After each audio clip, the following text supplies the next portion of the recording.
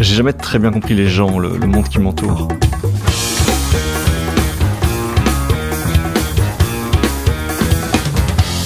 Bon, c'est l'occasion d'essayer. Je suis Guillaume Haché, vous écoutez 70 minutes avec.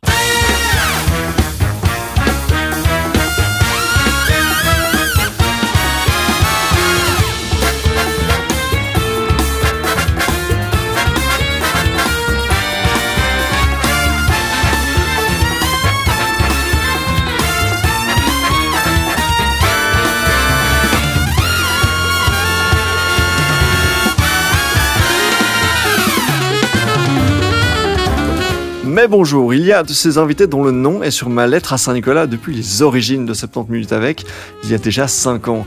2019, c'était aussi une année électorale et à l'époque, j'avais été très heureux, je me souviens, d'avoir pu interviewer des noms respectés dans le journalisme politique. Je pense par exemple à Alain Gerlache ou à Frédéric Chardon à l'époque. Mais déjà à ce moment-là, il y avait un troisième journaliste que je guettais, tapis dans l'ombre.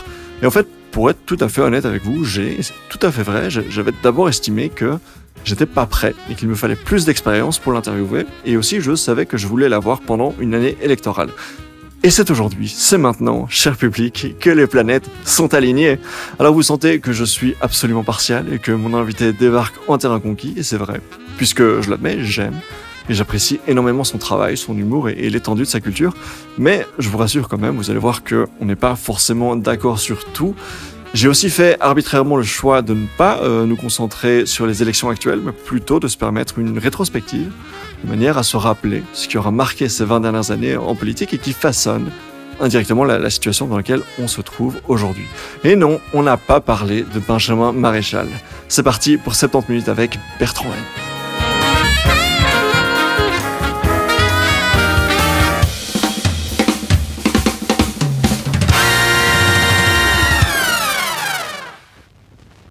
J'ai le plaisir, en exclusivité, de recevoir l'excellent Bertrand Haine. Bonjour Bertrand. Bonjour. Bertrand, donc tu es, faut-il le rappeler, journaliste politique à la RTBF et éditorialiste depuis 20 ans.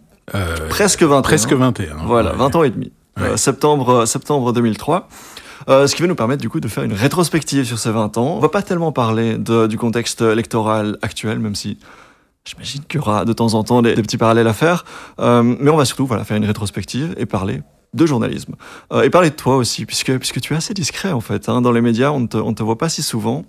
Tu viens du POE, tu as fait les scouts, tu aimes la bière, et c'est à peu près tout ce qu'on peut savoir de toi quand on fait des recherches, puisque quand on tape Bertrand Haine sur Google, on tombe, comme je te le disais, sur des vidéos de toi et de Modric Amen, de toi et de Bart de Wever, ainsi de suite, ainsi de suite. Mm-hmm. Mais finalement, on sait très peu de choses sur toi. À 18 ans, tu choisis d'aller étudier à l'école de journalisme à Louvain. Et à 23 ans, comme je le disais, tu choisis de rejoindre la RTBF. Exactement, oui, voilà. C'est normal qu'on trouve peu d'informations parce que je ne suis pas très friand de... Tu es discret. Oui, parce que j'aime pas la starification des journalistes. Okay, c'est un élément qui m'ennuie beaucoup, en particulier dans le paysage français, par exemple. Qui est très friand de ça, même un peu dans le paysage politique belge. Je trouve que c'est bien normal d'avoir un ego et d'avoir de l'ambition, de faire entendre sa voix quand on est journaliste, mais il faut la faire entendre dans des reportages, dans des analyses, dans notre travail au jour le jour, et pas tellement dans une mise en avant de soi. Voilà. Après, ça me dérange pas d'en parler, par exemple ici, dans quelque chose qui est assez confidentiel ou des choses comme ça, mais... Qu'est-ce que tu essaies de dire sur le public? Non, mais je le ferai pas, par exemple, vous voyez, pour des grands magazines. Je ne cherche pas ça. Je ne cherche pas la visibilité de mettre en avant ma biographie, mon effort personnel, mes propres mérites, mes choses comme ça. Ce que je crois les publics attendent de moi, c'est le travail que je fais au jour le jour. C'est pas d'en savoir plus, même si c'est pas grave. Je comprends que ça peut intéresser. Mais voilà, moi, je recherche pas ça. En effet, c'est pas le but de c'était surtout une intro. Mais du coup, tu choisis de t'inscrire en journalisme à Louvain. Pourquoi, en fait? Qu'est-ce qui t'attire à ce stade dans ta vie vers le journalisme? Parce que je savais pas quoi faire. C'est étrangement souvent la réponse que les gens me donnent. Oui, mais c'est vrai. Quand je suis sorti de mes études secondaires, je ne savais pas quoi faire non plus. Je crois que ça arrive à beaucoup de jeunes. Pas de vocation, pas d'évidence en tout cas. Voilà, il y a des choses que j'aimais bien faire. J'adorais lire, j'adorais regarder des documentaires, j'étais curieux de manière générale, ça oui. Et donc quand j'ai dû... C'est une qualité nécessaire. Oui, je pense, indispensable. Oui, sinon on ne fait pas ce métier-là. Ou alors on le fait pour des très mauvaises raisons, comme par exemple son ego. Parce qu'on a envie d'être visible. Mais alors on devient acteur, autant devenir tout de suite acteur. On viendra là-dessus dans un instant. Oui. Mais donc, j'étais curieux et déjà en choisissant mes études, je me suis dit, tiens, je sais pas quoi faire. Et en entendant un ami, j'hésitais, l'histoire, la sociologie, plutôt des sciences humaines, disons. Voilà. J'étais pas très fort en mathématiques et en sciences, même si ça m'intéresse. Et puis j'ai un ami qui me dit, moi je vais faire la philo. J'ai dit, tiens, le philo, c'est vrai, j'y ai jamais pensé. Je savais même pas que ça existait, des études de philo en Belgique. Enfin, j'y avais jamais vraiment pensé, c'est ça que je voulais dire. Et puis, je me suis dit, tiens, je vais essayer ça. Et j'ai fait des études de philo, ça m'a directement plu, l'histoire des idées, les grands auteurs. J'ai commencé par ça. J'ai fait 5 ans, parce que j'ai traîné sur les bancs. Et puis, à la fin de mes études de philo, il fallait quand même bien rendre ça concret dans un futur métier, parce que la philosophie, ça mène à tout, donc à rien. Je me suis dit, pourquoi pas. Pas forcément beaucoup de débouchés quand on a un master. Voilà, pas précis, quoi. Il faut rendre ça concret. Et puis alors, je me suis dit, tiens, pourquoi pas aller encore une année d'études, et pourquoi pas le journalisme, c'est vrai. J'avais ça peut-être dans un coin de ma tête, mais sans vraiment y penser en me rasant tous les matins, c'est ça que je veux dire. Ok. Bon, voilà. Et c'est toujours. Et j'ai testé ça. Voilà, ce goût pour la philosophie, les auteurs que tu as pu lire. Oui. Tu continues à t'instruire à ce niveau. Oui. J'adore. Je continue à lire presque tous les jours la philosophie, à écouter beaucoup de podcasts avec des philosophes. Quel genre, par exemple, quel courant idéologique, quel courant de philosophie? En fait, j'aime tout. Je vais pas dire que j'aime tout en philo, mais presque. C'est vraiment, de temps en temps, je suis plus sur. Tu peux lire Nietzsche comme tu peux lire. Oui. Platon. Oui, vraiment. Ce qui m'intéresse dans la philosophie, c'est l'histoire des idées, c'est-à-dire pourquoi est-ce que à certaines époques on a pensé comme ça. Et donc je lis de tout, des auteurs de droite, de gauche, de la philosophie politique, de la bioéthique, tout m'intéresse. Ce qui m'intéresse, c'est la pratique de la pensée. Pourquoi est-ce qu'on a pensé comme ça à certains moments dans l'histoire? Comment est-ce que les philosophes, ou même les penseurs en général, parce que c'est lié aux arts, aux sciences, ont, à un moment donné, tenté de comprendre le monde qui était le leur, et comment ils ont fait, et puis comment ça a évolué dans l'histoire.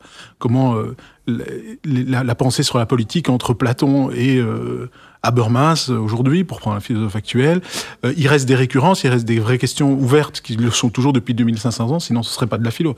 La philo, c'est des questions qui seront toujours ouvertes. Sinon, qui amènent d'autres questions. Une fois qu'elles se ferment, ça devient une science précise. La sociologie, la physique, la biologie, qui au départ étaient entièrement dans le champ de la philosophie, puis qui se sont autonomisées, parce qu'elles ont trouvé des réponses. La chimie, le matérialisme, à la base, c'était des questions de philo, et puis aujourd'hui...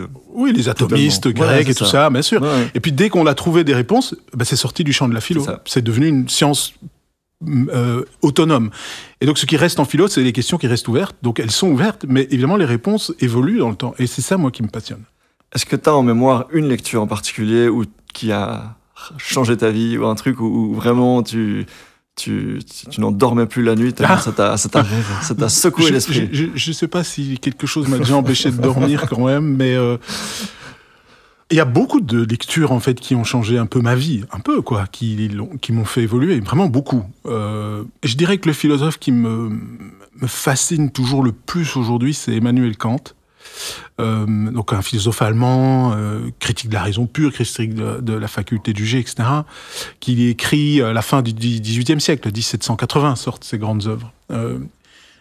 Je le trouve fascinant, le personnage est fascinant, il écrit ses premières grandes œuvres à 60 ans, donc il a maturé ça pendant 40 ans de sa vie, avant de sortir Critique de la raison pure.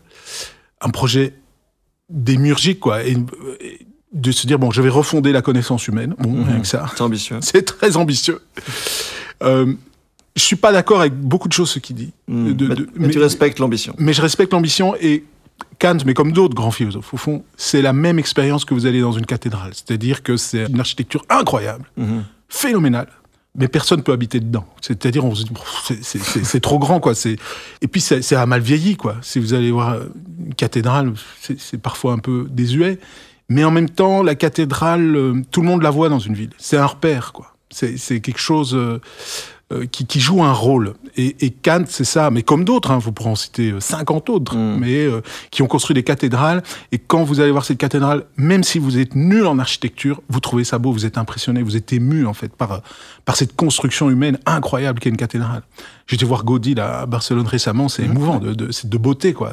Et Kant, c'est ça aussi, quoi. Il lance une construction incroyable, construction humaine aussi, mais qui n'est pas matérielle, mais c'est pas grave. Et puis moi, voilà, je suis ému par ce type de construction, je suis touché par ça. Même si, à bien des égards, pour beaucoup de conclusions kantiennes, je ne suis pas d'accord, puis je continue mon parcours, mais on te sent en tout cas admiratif dans la contemplation, le respect du travail. J'aime toujours, moi, me mettre dans une bibliothèque, prendre un livre, ça peut être un Kant, ça peut être des philosophes qui sont un Spinoza, qui ne sera pas du tout d'accord avec Kant, c'est l'opposé quasiment.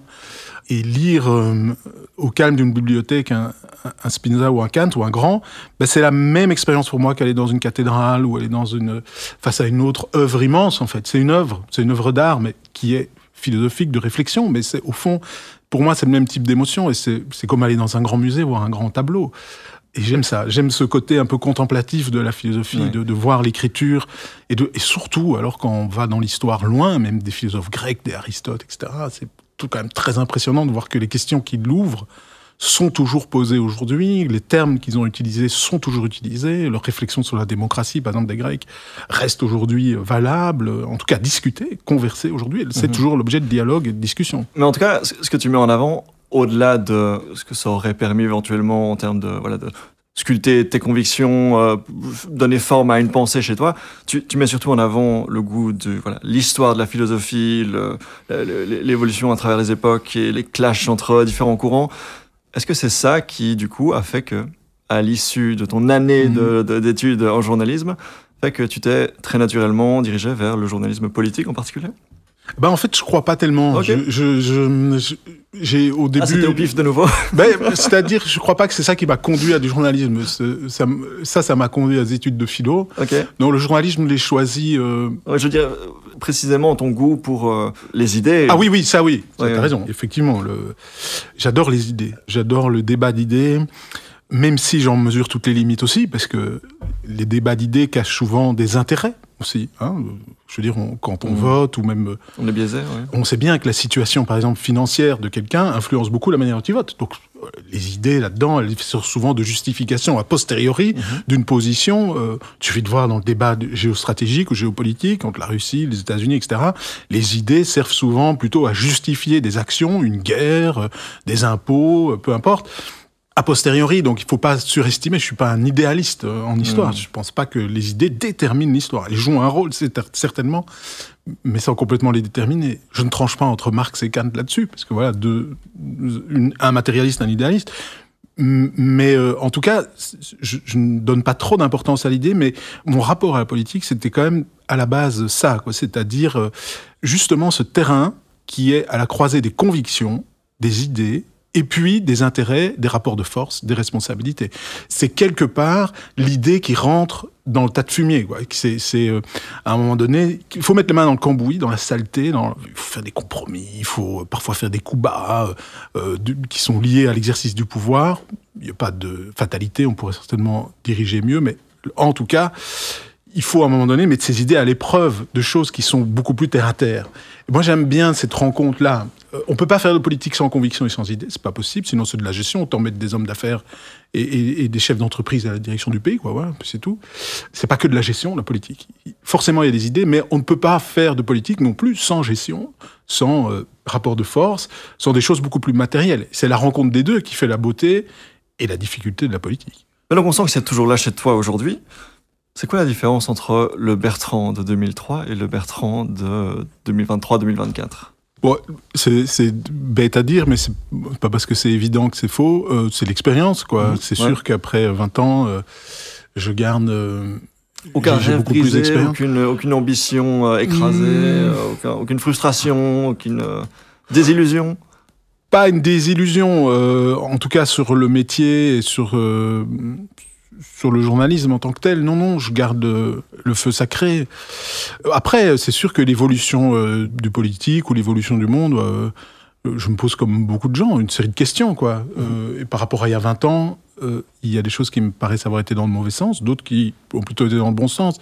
Mais je suis pas un décliniste, quoi. Je ne regarde pas les choses avec un regard en disant c'était mieux avant. Mais effectivement, en 20 ans, j'allais dire 40 ans, ce sera dans 20 ans. Non, mais en une vingtaine d'années, un peu d'avance. C'est sûr qu'il y a des choses que j'ai faites ou que j'ai écrites il y a une vingtaine d'années que je n'écrirai peut-être plus aujourd'hui. Okay. Et encore heureux d'ailleurs, parce que ce serait dommage de ne pas avoir évolué. Forcément, l'absence de changement, ce serait un peu triste. Ouais. Le journalisme, ça reste un secteur assez précaire. C'est incroyable nombre de d'anciens journalistes que je croise et qui sont devenus porte-parole pour les partis politiques ou communicants pour une boîte ou copywriter pour une banque, etc. Chez toi, ça a plutôt bien marché. Tu es rapidement arrivé à la matinale de la première et tu y es toujours et tu es tout à fait respecté dans le paysage journalistique. Comment est-ce que tu expliques ça, en toute humilité? Je pense qu'il y a quand même, de la part de la RTBF, c'est sans doute vrai dans d'autres médias, mais je ne les connais pas très bien. J'ai jamais travaillé au soir, j'ai pas beaucoup d'expérience ailleurs, donc je ne vais pas faire du comparatif. Je peux juste observer qu'à la RTBF, il y a une volonté quand même de sécuriser le personnel dans les fonctions, en tout cas peut-être certaines catégories de personnel, mais je ne voudrais pas parler pour tout le monde, mais en tout cas, il y a des opportunités de durée. Quand on apporte ce qui est jugé nécessaire, voilà, dans la fonction, parce que la RTBF n'est pas un employeur qui a tendance à mettre excessivement de pression sur ses employés et leur laisse une certaine liberté, dans le choix de la carrière. Si vous voulez faire du documentaire et puis du terrain, de l'international, etc., vous pourrez avoir une carrière très variée. Moi, c'est vrai que j'ai toujours préféré taper sur le même clou. Je trouve qu'il y a un aboutissement à ça. Quand ça fait quelques années qu'on est dans le même type de fonction, je dis pas que c'est bien ou mal, je dis c'est ma manière de fonctionner. Moi, je trouve qu'on trouve un certain épanouissement de pouvoir durer, de pouvoir marquer un peu les choses, quoi. J'ai fait 10 ans d'interview. Si j'avais fait 1 an ou 2, même pour moi ou pour les auditeurs, j'aurais peut-être été un peu fugace, quoi. Je trouve que quand on en fait pendant une dizaine d'années, on marque un peu son temps. C'est pas très humble ce que je dis, mais voilà, on marque un peu de sa présence l'antenne. Et puis on est aussi marqué par son expérience, donc on sait la rendre utile pour les auditrices et les auditeurs, quoi. Parce que donc moi j'aime bien l'idée de durer dans quelque chose. C'est vrai qu'on m'a déjà proposé pas mal de fois des choses. Pourquoi tu changerais pas? Je trouve que c'est un biais comme facteur de la réussite, de pouvoir brûler les navires derrière soi, de changer, de monter. Pour moi, pas. Je pense que un facteur de réussite, c'est de pouvoir rester pendant des années à faire quelque chose, si on le fait bien. La reconnaissance des pairs, la reconnaissance du public. Oui, de s'améliorer, et puis de taper sur le même clou. Je pense qu'il y a une sorte de fidélité aussi. Pour moi, c'est important, une fidélité à la RTBF, une fidélité aussi aux auditrices et aux auditeurs, de ne pas changer comme ça tout le temps. C'est intéressant parce que tu réponds comme si c'était finalement ton choix. Tu dis, j'ai choisi la durée, ça me plaît plutôt que l'ascension, plutôt que de partir ailleurs. Alors que ma question partait plutôt sur l'angle de tous ces pigistes qui travaillent à la pige et qui ne s'en sortent pas et qui finissent par quitter le métier parce que... Sur la précarité, tu disais. Voilà, c'est ça. Beaucoup d'appelés, très peu d'élus finalement. Toi, tu es un élu. Les conditions sont dégradées. C'est-à-dire qu'au moment où je suis arrivé, c'était le début de la fin du statut à l'RTBF. Je n'ai pas de statut, moi. Je suis un contractuel. C'est-à-dire... en CDD ou quoi? Non, je suis en CDI, mais j'ai un contrat de type privé. C'est-à-dire, j'ai pas de statut de type fonctionnaire, statut, quoi. Ça, oui, d'accord. Ce qui existe de plus en plus dans la fonction publique. Donc moi, j'ai un contrat qui peut être... dont on peut mettre fin comme un contractuel normal dans une entreprise privée. C'est la même chose. À la différence de beaucoup de mes collègues plus anciens. Donc, tous ceux de ma génération qui sont arrivés au début des années 2000, c'était fini. Ça a été fini dans la fin des années 90, le statut. Donc, il y a une précarisation un peu qui a commencé à ce moment-là. D'ailleurs, on a eu des mouvements sociaux de jeunes journalistes de la RTBF pour se battre un peu pour justement ne pas avoir trop de CDD au début de notre carrière. Mais ça n'a fait que se dégrader. Avec Internet notamment, oui. À partir du moment où on peut s'informer très facilement en lisant... Non, mais ce que je veux dire... Oui, mais non, c'est pas ça. Ce que je veux dire, c'est que les jeunes qui sont arrivés après moi ont toujours eu des conditions plus difficiles pour rentrer à la RTBF. Voilà, il fallait de plus en plus de contrats, ils étaient parfois des années avec des CDD, parfois d'un jour, ou d'une demi-journée. Ils avaient des fardes, j'ai vu des collègues, des fardes de contrats.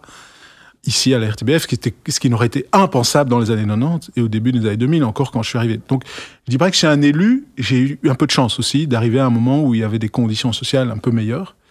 Alors, la RTBF, suite à des mouvements sociaux, à l'action de la société des journalistes, etc., a quand même revu un peu les choses. Désormais, il y a quand même un peu, je trouve, plus de justice qui est revenue.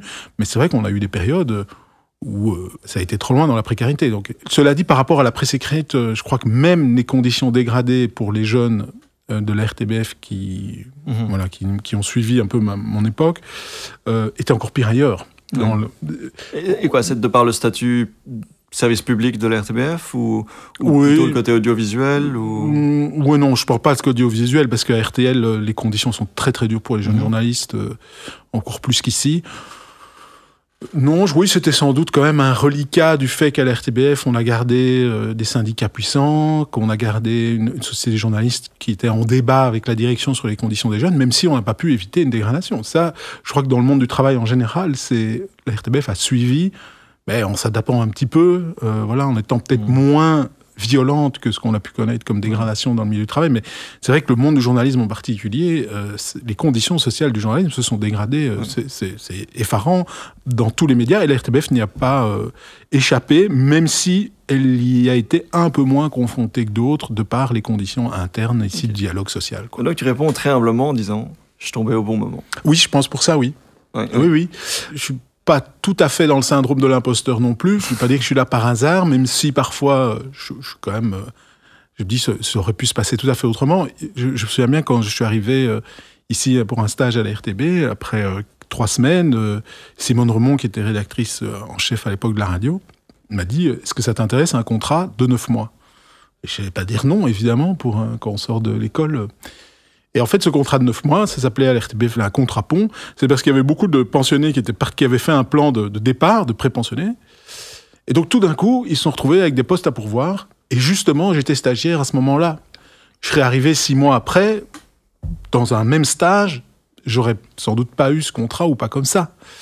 Donc oui, il faut quand même de la chance. Il n'y a rien à faire. Il faut arriver dans un moment où il y a des emplois disponibles. C'est de la chance. Et en même temps, voilà, j'avais des capacités sans doute, mais il faut les deux. Je ne mets pas ma réussite uniquement sur le compte de mes talents. Ce serait vraiment immodeste, quoi. C'est la rencontre des deux. Donc je le disais, rétrospective, pas seulement sur toi, mais aussi sur le journalisme politique de manière générale. Alors, les sondages qu'on peut lire régulièrement chaque année montrent à chaque fois des trucs absolument consternants sur l'appréciation du public pour les figures politiques, pour les médias, pour les journalistes. Et c'est de plus en plus bas, c'est taux d'appréciation, taux de confiance. Voilà, il y a des différences entre la Flandre et le sud du pays, mais ça reste quand même assez effrayant. Voire parfois des violences contre les journalistes. Je pense à notamment ton collègue Éric Pévert, c'est pendant le Covid, il me semble, qu'il se fait agresser. Est-ce que c'est une différence par rapport à il y a 20 ans que tu observes au jour le jour ? Est-ce que tu as eu des expériences négatives ? Oui, il y a un rapport aux journalistes, comme je mets vraiment des guillemets, mais je pense que certains sociologues sont d'accord avec moi, comme figure d'autorité. Comme on peut mettre à côté d'autres figures d'autorité, le professeur, le médecin, le prêtre, que sais-je, dans la société de figures d'autorité possibles. Qui sont contestés. Et on vit à maints égards une forme de crise de l'autorité ou une remise en question de toute une série de figures d'autorité pour des bonnes raisons de critique de leur position sociale, parfois aussi pour des mauvaises, à mon avis, on pourrait y revenir. Mais donc oui, il y a une montée même de la violence, mais ça, pour l'avoir déjà discuté avec des médecins, ils subissent aussi de plus en plus de violence par rapport à des certificats qui remplissent pas un traitement qu'ils ne veulent pas donner. Bon, les relations sont plus tendues. Moi, je n'associe pas ça que aux journalistes. Je pense qu'il faut vraiment leur placer dans une évolution sociologique plus générale de la société, parce que sinon, on a tendance à avoir une vision un peu corporatiste de ce qui nous arrive, alors que ça ne nous arrive pas qu'à nous. Ça, c'est vraiment important. Par contre, pour en rester sur notre fonction, oui, il y a une montée en tension. Et moi, je ne l'ai pas visualisé physiquement. Enfin, je n'ai jamais été victime. Peut-être que ma carrure fait un peu peur. Non, mais alors, je l'ai déjà vécu sur les réseaux sociaux. Cette violence-là, oui, bien sûr. Ça, je m'en doute. Oui. Bien sûr, fort. On y reviendra d'ailleurs. J'ai quelques exemples en tête intéressants. Toujours dans cette idée de rétrospective, j'ai ici listé 5 événements majeurs, on va dire, en tout cas ceux que j'ai retenus de ces 20 dernières années. On va un petit peu revenir dessus, sans forcément, voilà, c'est pas le but de réexpliquer la crise des 541 jours aujourd'hui, mais plutôt parler un petit peu des coulisses, l'envers des décors, comment ça a été vécu à l'intérieur de la rédaction de l'RTBF. Donc le premier que j'ai noté ici, c'est la crise 2007-2011. Rappel, voilà, victoire électorale du cartel CDNV et NVA qui pesait très très lourd à ce moment-là et qui soutenait une large réforme de l'État et la scission immédiate de BHV. Et voilà, ça avait duré à l'époque 194 jours de négociations. À l'époque, c'était un record. Le record précédent, c'était 149 jours. Aujourd'hui, 6 mois et demi, c'est un petit peu du pipi de chat, je trouve, pour la formation d'un gouvernement en Belgique. Quel souvenir est-ce que tu gardes de cette époque et du traitement qui avait été fait journalistique? Oh, j'en garde un souvenir, je pense, d'inconscience. C'est-à-dire, je pense qu'on était inconscient de ce qui aujourd'hui apparaît évident, c'est que c'est à ce moment-là que la Belgique est vraiment rentrée dans l'anormalité politique. C'est-à-dire qu'on a eu des gouvernements... Anormalité politique. C'est devenu... Jusque-là, on avait eu donc les gouvernements des années 90, les gouvernements... avec beaucoup de PSC. De Hahn, PSC, PS, et puis là, c'était le gouvernement Verhofstadt, 2 gouvernements de suite, voilà. Et puis c'est devenu instable avec le terme, on n'a pas réussi en 2007, 2009, 2011, des élections régionales, et puis des élections fédérales, des discussions à rallonge et des difficultés de commencer à former des gouvernements qui sont devenus chroniques. Et voilà. C'est à ce moment-là qu'on est... L'inconscience. Oui, mais bon, on n'avait pas conscience qu'on rentrait là-dedans. C'est peut-être un petit moment difficile, mais ce qu'on n'avait pas conscience, on ne pouvait pas, je crois, c'est que c'était structurel. Là, on voit que c'est structurel. Ça fait 20 ans qu'on n'est pas sorti de ces problèmes. Donc, ce type d'inconscience. Et puis alors, bon, parce que moi, j'étais jeune journaliste aussi, donc je ne me flagelle pas en disant ça. Simplement, c'était pas évident à percevoir. Et alors aussi, avec le recul, mais ça, c'est pas tellement un souvenir, c'est plutôt une leçon que je tire aujourd'hui, c'est le manque... On avait le nez dans le guidon, voilà, comme journaliste, tant francophone que flamand, et j'en ai déjà discuté avec journalistes flamands, on était un petit peu comme défendeurs de notre communauté dans ces difficultés. J'allais en parler. Les Flamands défendaient les thèses flamandes sur la scission de BHV, ils ne comprenaient pas pourquoi on ne voulait pas scinder, et les francophones défendaient les thèses francophones, on est demandeurs de rien, et pourquoi est-ce qu'on scinderait, quoi. Le personnage central dans cet événement-là, c'était, voilà, sans doute Yves Le Terme. Oui. Je dirais que c'était De Wever, le personnage central. Ah oui, intéressant. Oui, peut-être un peu plus dans l'ombre, mais c'est lui, il a fondé son parti en 2005, c'est lui le personnage qui naît là. Ouais. Le Terme, c'est une erreur de l'histoire. La raison pour laquelle je dis ça, c'est vraiment médiatiquement. Il y avait vraiment un focus sur notamment le fait qu'il a chanté la Marseillaise, ce genre de truc-là. Je me souviens de... C'était à Val-Duchesse, c'est ça, que ça se passait? Des négociations, oui. Et il y avait ces caméras de la RTBF qui le filmaient en train de fumer une cigarette à l'extérieur, et puis il pointait du doigt les caméras, il fait « Hey, qu'est-ce que c'est que ça ?» Il y avait des tensions. Voilà, il a fait des commentaires ensuite sur la RTBF en faisant des comparaisons avec... je ne sais plus quelle radio du Rwanda, ou des trucs comme ça. Oui, il nous a traité de radio mille collines, bien sûr. Voilà. Donc, tu parlais de nez dans le guidon, on défend très fort le point de vue francophone, chacun, etc. Oui, de deux côtés, oui, tout à fait. Qu'est-ce que tu aurais fait différemment, en fait? Je pense qu'avec le recul, c'est facile, ça c'est vraiment de l'Uchronie, je fais. Voilà. Si avec l'expérience que j'avais aujourd'hui, je revenais à cette époque-là, je serais dans une posture beaucoup plus critique des partis francophones et flamands, mais on l'était déjà, nous, côté francophone, des partis flamands. En disant, mais pourquoi ils viennent avec cette histoire de BHV, il faudrait le scinder tout de suite, et nos droits, et les droits des francophones de la périphérie, et s'il faut, tant pis, on votera pas, quitte à ce que la Belgique se déchire quasiment en deux, on a pris jusqu'au bout. Donc ça, on était déjà critique, mais on était très peu critique des partis francophones, ou trop peu, parce que c'était quand même un manque de vision. Aujourd'hui, BHV est scindé, et tout le monde s'en fout. Oui. Donc, le jour où ça a été annoncé, c'était là. Parce qu'il y a une solution, en même temps, on a trouvé une solution qui avait déjà d'ailleurs été plus ou moins mise en place dès le pacte d'Egmont en 1978, d'ailleurs. C'était l'idée que les francophones de périphérie pourraient, s'ils s'inscrivent, voter pour des listes à Bruxelles, ce qui existe déjà aujourd'hui, mais que l'arrondissement serait scindé. Bon, aujourd'hui, quand on reparle de ça, d'ailleurs, c'est pourquoi est-ce qu'on s'est battu ça devient presque impossible à expliquer. C'est symbolique. Oui, il y avait un symbole, et puis parce que le problème, si vous voulez, c'est que la manière dont les partis flamands sont arrivés dans cette affaire en disant « on scinde », il faut 5 minutes de courage politique, la fameuse phrase de Le Terme. Et puis, il n'y a rien d'autre, il n'y a pas de négo, on a juste été très mauvaise. Enfin, ça a cabré les francophones. Mal reçu. Ouais. Mais les francophones auraient dû se dire, bah oui, Saint-Don BHV, demandons peut-être quelque chose en échange, mais pas ce qu'on a demandé nécessairement au début, où on voulait quasiment élargir Bruxelles à 6 communes, etc.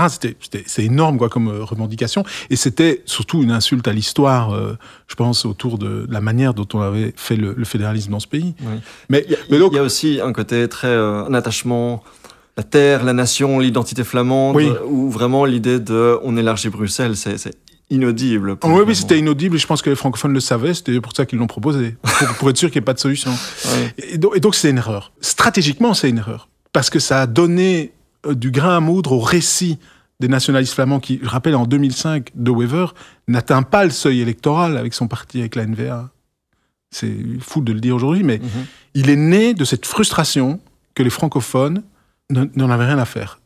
On pouvait arriver avec des arrêts du Conseil d'État, de la Cour constitutionnelle plutôt ici, sur un point, la scission de BHV, et on se faisait rejeter comme ça. Ça a été pris comme une immense ingratitude, en fait, ou une immense incompréhension. Or, je ne dis pas qu'il n'y avait pas des arguments côté francophone, mais on aurait dû comprendre que ça allait générer ce genre de choses, et que donc on aurait tout intérêt à dire ben oui, Saint-Don BHV, voilà quelques éléments qu'on met sur la table pour nous francophones, et on scinde BHV, on fait une négociation, parce que la manière dont on s'est comporté à ce moment-là, à mon avis, a nourri, alors aurait-on pu l'empêcher, le nationalisme flamand. Tu parles des médias. Non, oui, mais et les politiques aussi. Et les médias, non, c'est les politiques en premier, mais les médias, et c'est pour ça qu'on a été traité de Radio Mille Collines, c'était excessif. Et en même temps, c'est vrai que la manière dont la RTBF, mais les autres médias, couvraient à l'époque la crise, mais les médias flamands, c'était la même chose de leur côté. Hein. Vraiment, on était tous un peu aveugles, avaient tendance à soutenir les thèses de chaque communauté, quoi. Et donc à, pas criminaliser, mais à, en tout cas, diminuer ou parfois à caricaturer un peu les thèses en face. Ça, oui, ça je peux reconnaître que c'est ce qui s'est passé. Et donc, avec le recul, aujourd'hui, je crois que ça a aussi, cette affaire de BHV a éloigné plein de gens de la politique, quoi, parce que c'était incompréhensible.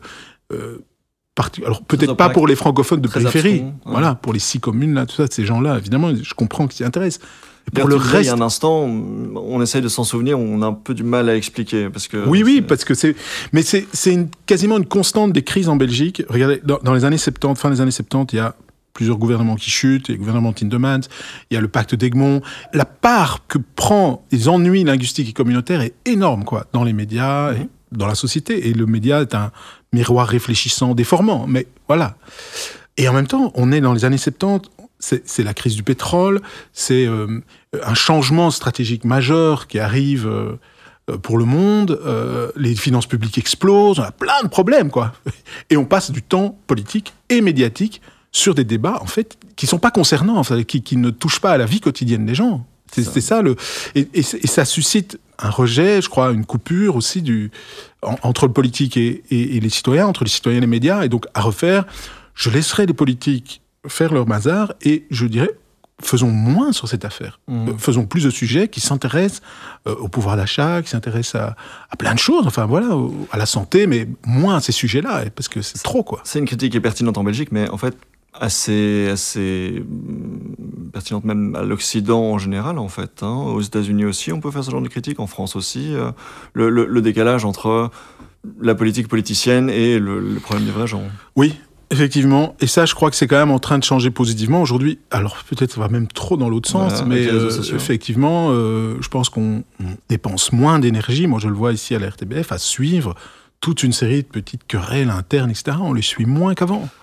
Avec la Vivaldi, c'est compliqué quand même. Avec la Vivaldi, c'est compliqué, c'est vrai, mais quand même, on les suit moins qu'avant, on met plus d'énergie, et ça, il y a eu plusieurs signaux qui nous ont quand même interpellés à l'RTB, des sondages qu'on faisait sur, comme Noir, Jaune, Blues, etc., mais il y en a eu d'autres où on voyait un désinvestissement d'une partie de plus en plus grande des citoyens dans le politique, etc., et donc, il faut qu'on retourne auprès des gens, qu'on réinvestisse dans le reportage, dans des enquêtes, c'est pas se détourner de la politique, c'est se détourner d'une certaine manière de faire de la politique. Et effectivement, il faut qu'on en parle autrement, il faut qu'on parle des problèmes qui sont des problèmes politiques, mais pas nécessairement aller passer des heures et des heures à essayer de comprendre pourquoi un tel n'est pas sur la liste, est-ce qu'il a été trahi par tel autre, etc. C'est pas que c'est pas important, hein, c'est qu'il y a des choses plus importantes. C'est sûr qu'une différence remarquable entre aujourd'hui et donc il y a 16-17 ans, c'est qu'effectivement, on est plus en train de regretter les conflits au sein de la Vivaldi et les disputes et de se dire mais pourquoi est-ce que ce gouvernement ne peut pas avoir un peu plus de cohésion, alors qu'effectivement peut-être en 2007 il y a peut-être plus ce biais de et l'intérêt des francophones là-dedans dans tout ça, et voilà, donc là-dessus je suis d'accord avec toi, ça a évolué, et je suis d'accord également sur le fait que voilà, quand je dis aux gens que je rencontre, tiens, j'ai obtenu une interview avec Caroline Désir, avec Zakia Katabi, avec Thomas Dermine, les gens me disent ah, c'est qui? Oui. Voilà. Oui. Il y a une désaffiliation, quoi. Et ça, il faut s'en rendre compte. Et moi, je ne crois pas... Enfin, bon, alors là, c'est vraiment... Je dis le mot croyance, parce que c'est aussi peut-être un idéal que j'ai, mais je ne crois pas que ça veut dire qu'on se désintéresse du politique. Les idées, encore une fois, les débats, les discussions, quand on parle politique, en parlant des idées, des projets, etc., ça continue à intéresser beaucoup de gens. Par contre, c'est vrai que les questions de rue de la loi... sont moins attirantes. C'est pas pour ça, j'en parle souvent, donc moi, dans mes chroniques de ces questions-là, parce qu'elles jouent un rôle, mais j'ai tendance quand même à en mettre moins et à faire moins qu'au début, et je parle plus des idées, je parle plus de la manière dont on fait de la politique, et pas des problèmes constamment, parce qu'en fait, les disputes au sein de la Vivaldi, ben oui, mais enfin, je veux dire, il y a toujours eu des disputes dans les gouvernements, on en parlait peut-être un peu moins dans les années 90, etc., mais enfin, il y avait déjà des tensions. C'est pas ça qui me marque. Ce qui me marque beaucoup, c'est le fait que on se désaffilie du politique, mais en même temps, on attend de plus en plus d'eux. C'est ça qui est paradoxal. C'est qu'il y a un rejet du politique, parce que c'est de plus en plus difficile pour lui de décider, il faut faire des coalitions à plus. Il y a l'Europe qui impose des règles, il y a le droit de l'homme, le juridique, etc., qui impose de plus en plus de contraintes. La lasagne institutionnelle. La lasagne. Si je prends une métaphore, dans les années 80 encore, la politique c'était un gros navire, on tirait à gauche, le navire allait à gauche. Maintenant, c'est toujours un gros navire, mais qui est dans un canal. Donc on peut pas faire demi-tour. Les canaux, c'est les règles européennes, etc. On peut aller un peu à gauche du canal, un peu à droite du canal, pas beaucoup plus. Et dans le cockpit, il y a des boutons dans tous les sens et il y a 7 pilotes. Et tout le monde se dispute. Et tout le monde se dispute. Bon, c'est plus compliqué qu'avant, c'est indéniable. Et ces contraintes-là, il faut les intégrer, elles font partie, et c'est vrai dans toutes les démocraties occidentales. On est de plus en plus contraints, les dirigeants, par toute une série d'éléments, notamment juridiques, etc. En Europe, c'est l'Union européenne en particulier qui est parfois considérée comme une perte de souveraineté pour les dirigeants qui peuvent plus faire aller le bateau complètement à gauche, complètement à droite. On peut pas dévaluer le franc comme on l'a fait dans les années 80, par exemple. Donc ils ont moins de pouvoir. Ça, c'est indéniable. Et en même temps, on leur demande de plus en plus de choses, où on est de plus en plus exigeant d'eux, notamment en matière de droit. Vous voyez, ce paradoxe-là, il est, à mon avis, à la source du malaise, quoi. C'est qu'ils peuvent faire moins qu'avant, ils sont moins capables de faire bouger des choses qu'avant, et on leur en demande plus. Et effectivement, eux en premier, et moi qui les observe, je peux voir un peu le désarroi dans lequel ils sont par rapport à ça. Vraiment, je pense qu'ils se rendent compte qu'ils sont mal aimés. Enfin, je dis, c'est évident, ils vont dans la rue, ils ont beaucoup, eux en premier, plus que les journalistes, reçoivent des insultes, des mails atroces, enfin bon, bref. Et en même temps, ils sentent un vrai souci de demande de plus en plus précis pour toute une série de sujets, quoi. On attend du politique plus qu'avant. Donc voilà, ce paradoxe-là est ingérable, en fait. Et ça a commencé, donc les premiers indicateurs ont commencé déjà en 2007, tu dirais, pendant cette crise-là.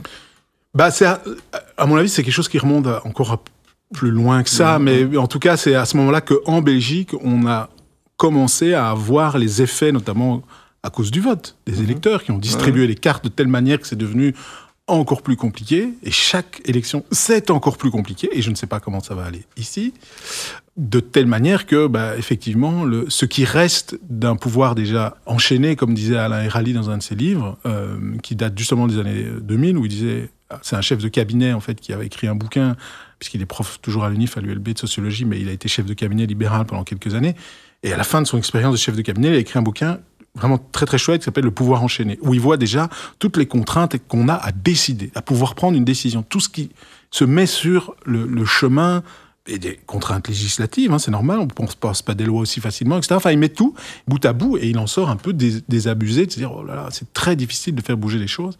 Bon, c'est devenu encore plus difficile, et en particulier à cause de l'électeur, ou grâce à l'électeur, je ne le juge pas, l'électeur il a toujours raison, soi-disant, mais l'idée c'est que on a donné de telles cartes que c'est devenu encore plus difficile aux politiques de décider, quoi. L'évolution naturelle de la conversation qu'on a maintenant, ce serait de parler de la montée des extrêmes, mais je vais revenir à 2007 et en particulier au personnage qui du coup n'est pas le personnage central mais donc Yves Le Terme. Les relations entre la RTBF et Yves Le Terme, je l'évoquais il y a quelques instants. Comment est-ce que ça se passait dans les coulisses, les contacts entre Yves Le Terme et toi, par exemple? Moi, ça s'est toujours bien passé. On a toujours gardé contact. Je l'ai appelé, par exemple, je m'en souviens très bien, après sa première phrase où il avait dérapé, où il avait dit « Les francophones ne sont pas en état intellectuel d'apprendre le néerlandais ». Ah, j'avais oublié ça. Je me souviens bien de cette phrase-là. Le lendemain, je l'appelle, je lui dis « Qu'est-ce qui se passe ? On va faire une interview ». Parce que quand même, vous savez, ça choque. Bah oui, c'est pas ce que j'ai voulu dire. Et j'ai voulu dire que, en fait, il voulait pas apprendre le néerlandais. Oui, enfin, vous avez dit qu'ils n'étaient pas en intellectuel. Enfin, vous comprenez qu'on a l'impression que vous dites qu'on est bête, quoi. Ouais. Voilà. Parce que c'est différent de dire qu'il n'y a pas vraiment de volonté d'apprendre la langue. Effectivement, beaucoup de francophones ne veulent pas tellement apprendre le néerlandais. Ils sont plus intéressés par l'anglais, etc. Ont-ils tort, d'ailleurs? Maintenant, voilà. Si on est dans le sud du pays, on peut se dire... On a fait un podcast avec Philippe Van Pares sur la question. Voilà. Mais bon, je suis pas sûr de partager toutes ces thèses, mais c'est un débat, en tout cas. Mais lui avait dit cette phrase-là. Mais j'ai toujours gardé un bon contact, et je pense que c'était un vrai maladroit. Un maladroit dans les expressions qu'il utilisait, parce qu'il laissait sa pensée un peu s'exprimer comme ça, ce qui lui a coûté cher, par exemple, à Val-Duchesse, où, effectivement, avec les journalistes, parfois, il nous pointait du doigt, mais parfois aussi, même dans sa manière de négocier certains textes, il a commis des erreurs. C'était un vrai maladroit. Il n'était pas adroit en politique. Voilà. On parlera d'autres maladroits en politique dans un instant. Je vais quand même avancer un petit peu dans les parce que je disais que j'avais sinon ça va prendre trop de temps. Une série d'événements en tête. Les attentats de Bruxelles, dans un autre genre. Comment est-ce que ça... beaucoup d'émotions, forcément, au sein de la rédaction. Quel souvenir est-ce que tu gardes de cet épisode-là? J'ai envie de dire, évidemment, il y a toute la tristesse de tout ça... c'est infiniment triste, quoi. Il n'y a pas d'autre mot. C'est évident. En même temps, moi, je reste marqué par des éléments plus positifs aussi. Je me souviens que la réaction, moi, j'ai quand même été ému aussi par la réaction de plein de gens qui se sont rassemblés spontanément. Je me souviens que le procureur général, Frédéric Van Leu, au moment où l'État était extrêmement critiqué pour ne pas avoir su prendre les mesures, puis il y avait aussi... un terroriste en liberté qu'on traquait partout dans Bruxelles et qu'on ne trouvait pas, et on était considéré comme un État failli. Molenbeek était considéré comme le centre du djihadisme européen par défaut des autorités belges, etc. Toute une série de critiques, sur lesquelles on peut revenir, mais en partie fondées, malheureusement. Et lui a dit, c'est vrai que notre État n'est pas nécessairement fort, notre nation, pas nécessairement non plus, puisque entre Flamands et Wallons, mais la société est forte. Et je trouvais que c'était pas faux. C'est-à-dire que moi, c'est ce que je retiens. Je trouve que la manière dont on a réussi, y compris dans une ville comme Bruxelles, où vivent des communautés très différentes, etc., à faire part de la souffrance, faire part de notre tristesse, etc., était très digne.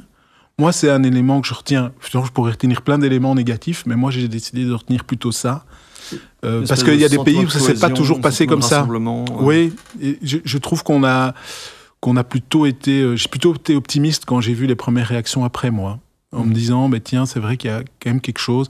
On dit toujours, et c'est pas faux non plus, qu'on est de plus en plus individualiste, replié sur nous-mêmes, qu'on ne sait plus penser autre et collectif. Ce n'est pas faux.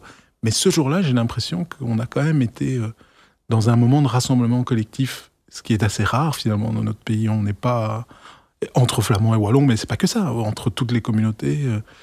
rassemblés, je trouve que ce rassemblement était vrai. Il y a eu beaucoup de choses fausses dans les déclarations politiques et tout ça, mais ça me paraissait vrai. Je vais dans le désordre, mais les fameux 541 jours sans gouvernement, avec donc la montée écrasante de la NVA au nord, du Parti socialiste au sud, encore une fois, sans forcément passer une heure à rappeler les faits, quel souvenir est-ce que tu gardes? Bon souvenir, mauvais souvenir? Qu'est-ce qui t'a marqué? Non, un mauvais souvenir comme sans doute beaucoup d'autres. Hein.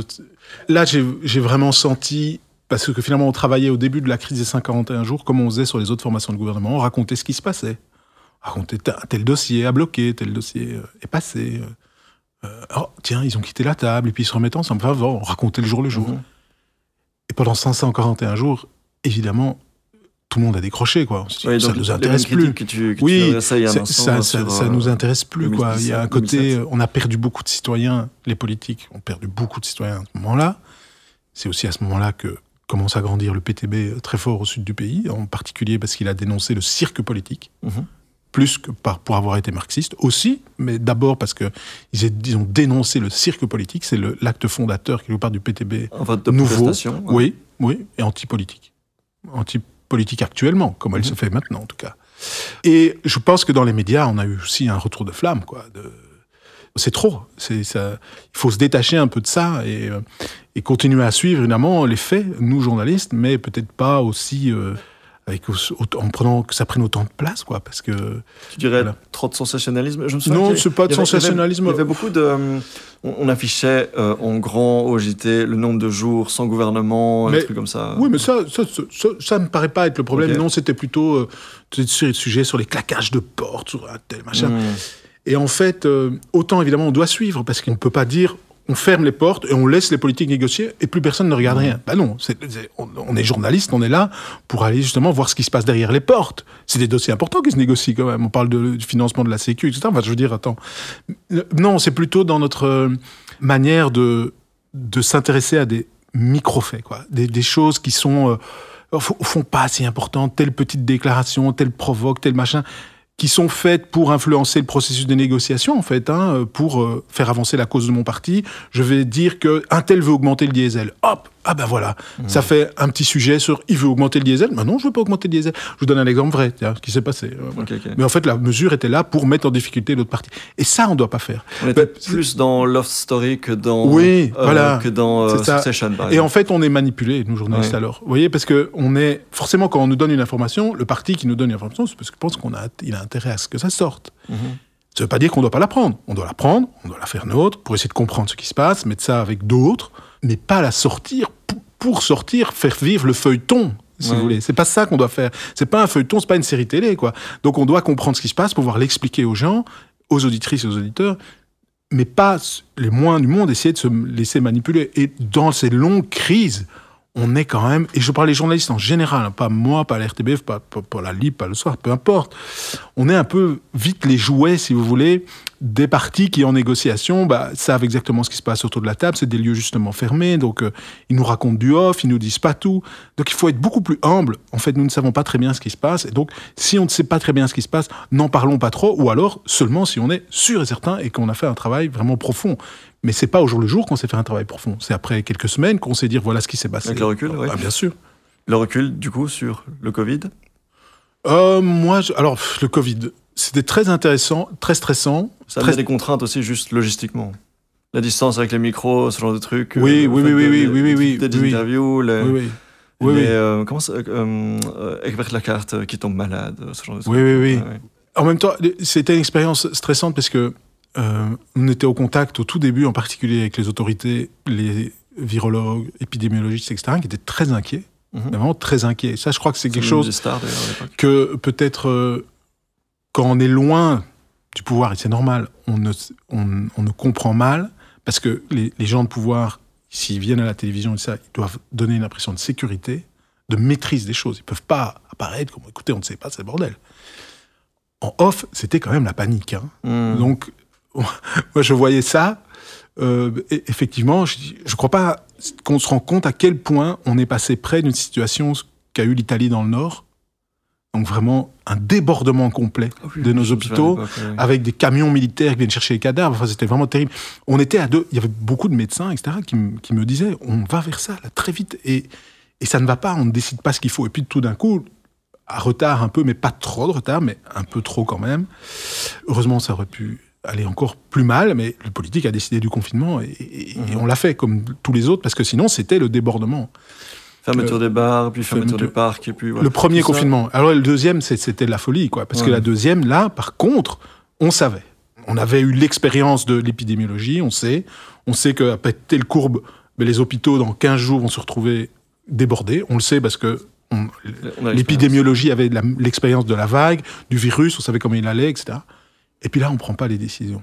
En octobre 2020 ou 2021, j'ai oublié la date maintenant. Mais ça, donc, à la fin de l'été, quoi, à la fin du premier confinement, où on se libère un peu. Il y a un facteur électoraliste, effectivement, dans le fait d'annoncer à la population bon, on vous a libéré, mais en fait, finalement... c'est pas électoraliste parce qu'il n'y avait pas d'élection à venir vraiment directement, mais c'était un manque de courage, là. Et vraiment, il y a eu un manque de courage. Je dis très peu ça parce que le manque de courage, c'est vite ce qu'on dit. Oh, ils sont pas courageux, les politiques. Mais là, il y a eu un manque d'anticipation et de courage à dire, voilà, malheureusement, les chiffres montent, on est à la sortie de l'été, il va falloir retourner au confinement. Et on a attendu tellement avant de le dire qu'on a dû prendre des mesures extrêmes. Et c'était la fameuse bulle de 1, c'était tous les bars fermés, etc. Est-ce que tu dirais que Frank Van Den Broek a été courageux à ce moment-là? Oui.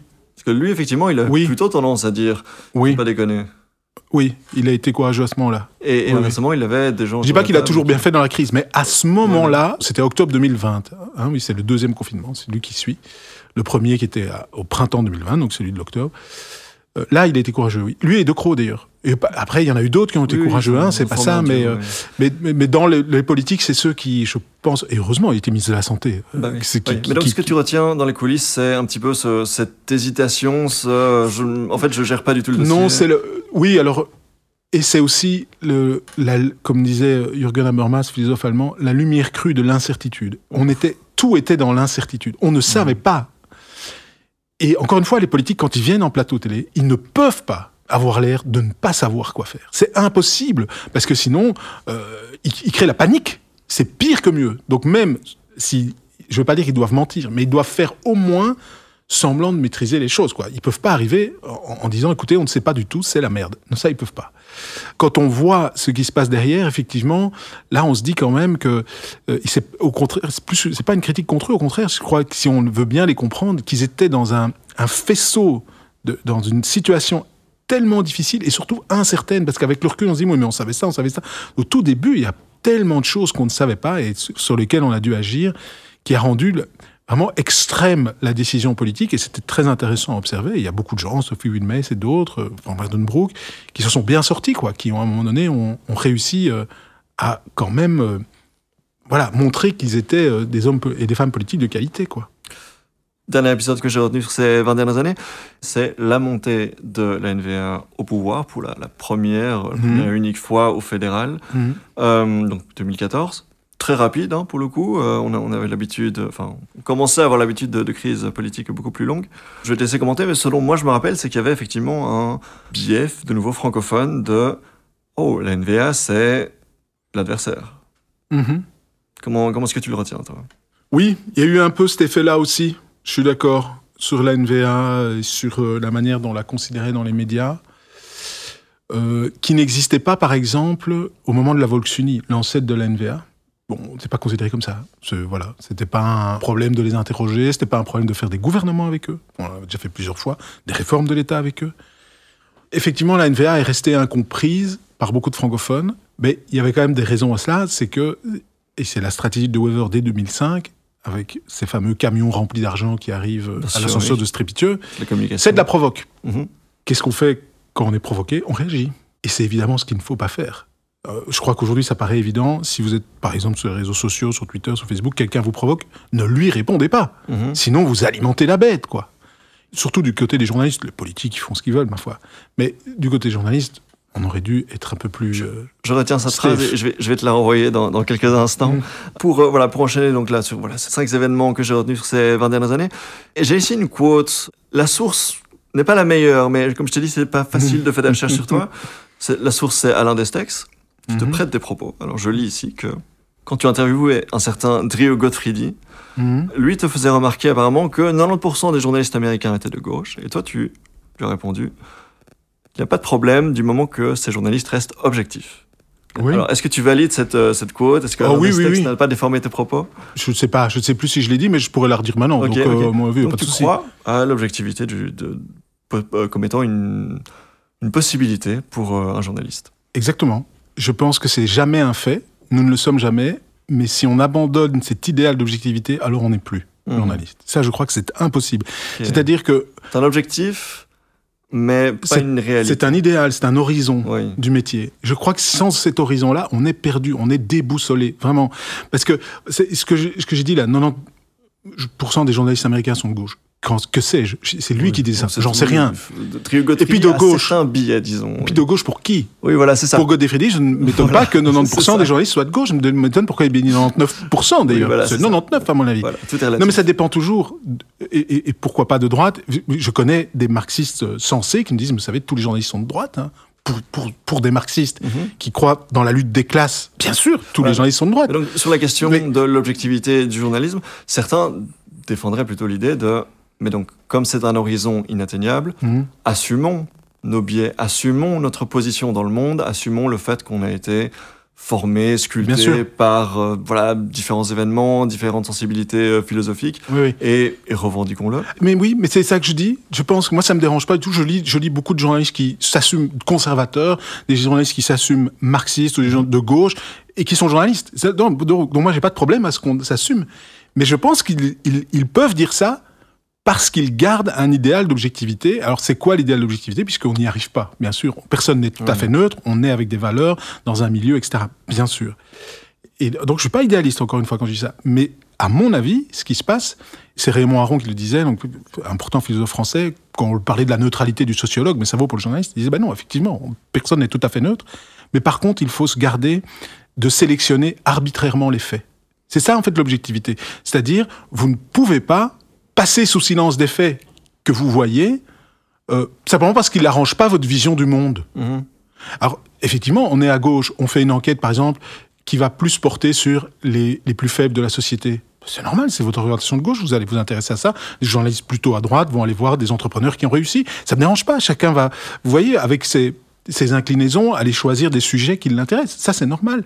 Mais quand il va faire ce sujet-là, il ne peut pas passer sous silence arbitrairement des faits. C'est ça, en fait. Moi, je continue donc à penser que, bien sûr, le journalisme et l'engagement, c'est possible, et c'est pas du tout un problème dans le métier, mais à condition de garder une certaine valeur de vérité, c'est-à-dire donner une valeur au fait de récolter des faits, et c'est la définition même d'un fait, c'est l'objectivité du fait. Le fait est là, il est partageable. Croiser ses sources. Croiser ses sources, c'est les méthodes, c'est les procédures, et puis ne pas sélectionner les faits qui nous arrangent. C'est pas que de dire la vérité, parce qu'on peut dire un fait tout à fait exact, mais oublier tout à fait les autres. Par exemple, un homme politique, vous allez dire quelque chose sur lui qui est tout à fait vrai, vous allez évidemment pas dire qu'il est corrompu. Si vous le savez, mais non, mais c'est vrai, si vous le savez, si vous avez des faits de corruption, vous devez les donner. C'est ça. Même un journaliste de gauche qui adore un journaliste, un homme politique de gauche, ou l'inverse, de droite, qui adore un politique de droite, s'il est au courant de faits de corruption, il doit les donner. Et dans ce sens-là, c'est parce qu'il est fidèle à son souci, alors on peut sortir les grands mots, l'impartialité, etc., qui sont toujours des idéotypes, des horizons qu'on ne peut pas abandonner, sous peine, à mon avis, alors d'être totalement dans le relativisme, chacun sa vérité, chacun ses faits. Au fond, c'est ça, alors. Si on sort de l'objectivité, c'est chacun ses faits. Mais reste les faits alternatifs, on y est. Voilà. Encore une notion intéressante. Reste alors à définir, dans cette notion que tu viens d'exprimer, la notion de qu'est-ce que c'est l'objectivité. Et certaines, je pense par exemple à une ancienne journaliste que j'ai interviewée, qui a un certain profil militant, qui est Alice Coffin, et qui, elle, dit l'objectivité, c'est la subjectivité de l'ordre établi des dominants. Classique d'un journalisme néo-marxiste, quoi. Ok. Oui. Mais ça, je suis pas d'accord. Ok. Parce que, effectivement, si vous voulez, les notions d'objectivité, comme les notions de liberté aussi, ou d'intérêt général, ou des choses comme ça, par exemple, sont critiquées par toute série de marxistes, en ce sens que ce serait une manière de justifier ou de légitimer l'ordre dominant. Effectivement, depuis Marx, c'est la critique du libéralisme selon Marx. Ou une partie, c'est beaucoup plus compliqué que ça. Mais en tout cas, c'est vrai qu'il y a des éléments comme ça chez Marx.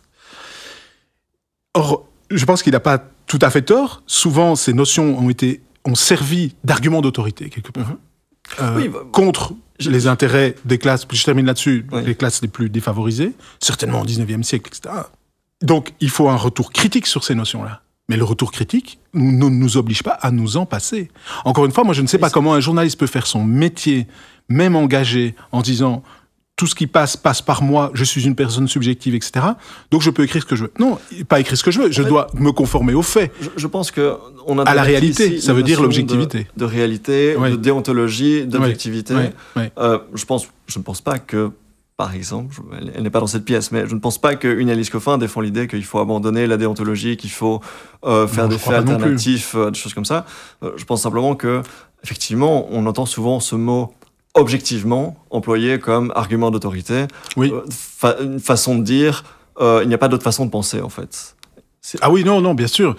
Mais c'est pas dans ce sens-là que je l'entends. Oui. C'est plutôt objectivité comme la possibilité de découvrir et de reconnaître ensemble des faits. Mm-hmm. Les faits sont là. On les reconnaît ensemble. Pour reconnaître ensemble un fait, donc quelque chose qui semble évident, un fait évident, il y a aujourd'hui ici un enregistreur sur la table. Bien, c'est parce que nous reconnaissons que nos deux subjectivités, si vous voulez, nos deux peuvent s'unir sur un tiers qui est une réalité. Ce tiers, c'est l'objectivité. Ce qui permet de se mettre d'accord, c'est une certaine notion commune qui est l'objectivité. Alors, après, évidemment, nous sommes toujours subjectifs dans notre manière de partager ça, mais c'est une subjectivité qui ne vient pas de nulle part. Nous partageons les mêmes catégories, si vous voulez, dans notre manière d'appréhender le monde, et donc nous pouvons quand même nous mettre d'accord sur des réalités. Sinon, encore une fois, je crois qu'alors, le risque, c'est le relativisme et les faits alternatifs. Mm-hmm. Au fond, vous, journaliste de gauche, vous avez vos faits. Moi, journaliste de droite, j'ai mes faits. Vous voyez ? Et donc, si on veut reconnaître des faits ensemble, alors je ne vois pas comment on peut faire. Alors, on peut appeler ça autrement que l'objectivité, si vous préférez parler d'impartialité. Mais au fond, on en revient toujours à la même chose. C'est une relation à la vérité. C'est ça que ça veut dire. On ne peut pas abandonner l'idée de vérité quand on est journaliste. Alors, on peut dire, oui, mais la vérité, ça n'existe pas, tout à fait. Oui, d'accord, les faits. Ok, vous remplacez vérité par fait. Mais c'est quoi les faits ? C'est le rapport honnête à la réalité. Donc, c'est la vérité. Donc on n'en sort jamais. C'est ça que je veux dire. Il y a le traitement des faits, et puis il y a le traitement des opinions. Et par exemple, on peut imaginer, je dis imagine, mais en fait, c'est des interviews que j'ai pu écouter, on peut imaginer un journaliste qui s'adresse à Bart Wever et qui dit pensez-vous toujours que les écolos doivent aller en enfer ? Bon, ça, c'est très partiel. C'est un jugement de valeur, oui. C'est très orienté.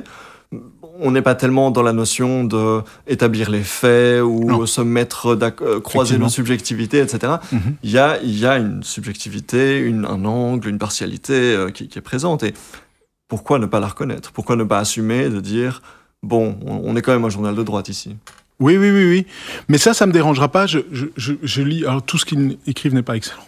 Mais par exemple, Doorbraak, un journal numérique essentiellement, je ne sais pas s'il est publié encore en papier, nationaliste flamand, je lis, et il y a des choses très intéressantes là-dedans. Non, moi j'ai pas de souci par rapport à ça.